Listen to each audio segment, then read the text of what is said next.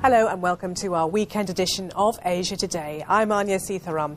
In this programme we look at Pakistani reaction to America's tough new immigration policy.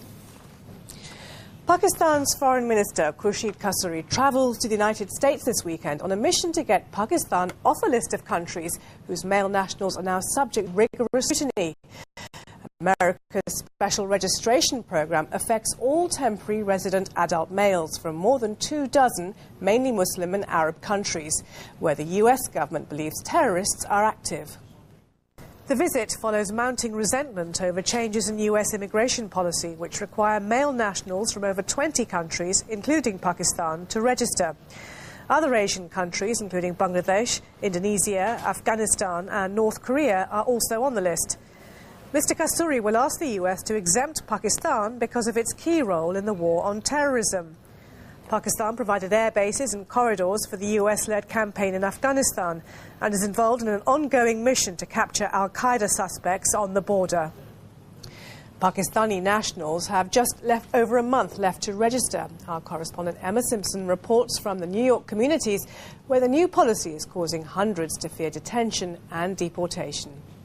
What I want to stress, this stuff is very, very, very complicated.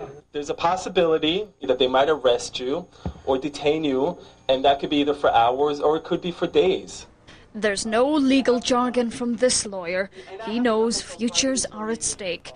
Udi Ufer has come to tell the Pakistani community about the special registration program. They're gonna want to see your passport. And your I-94. There's a lot to take in. Every man who's required to register will be photographed and fingerprinted.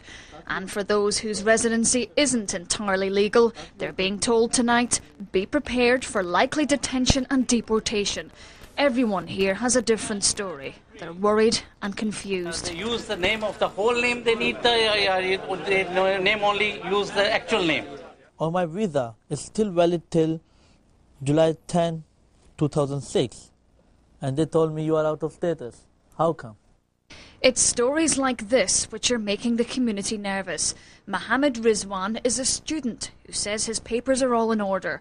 But when he came forward to register, he was detained for 2 days. I feel very bad. I'm not feeling good. Because they kept me for 2 days. I have all the documents. They took my passport. I was worried. I was sitting over there. So. And you were legal? Yeah, I'm legal. This is home to the biggest Pakistani community in America. Probably more than 100,000 people. Many don't have valid residency documents. Hundreds, if not thousands of men will be affected by this new scheme.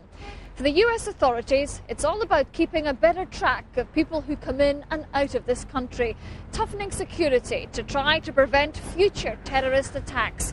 But the Pakistani government says it's a key ally in the war against terrorism and that its citizens shouldn't have to register and risk deportation. National security is an obvious priority.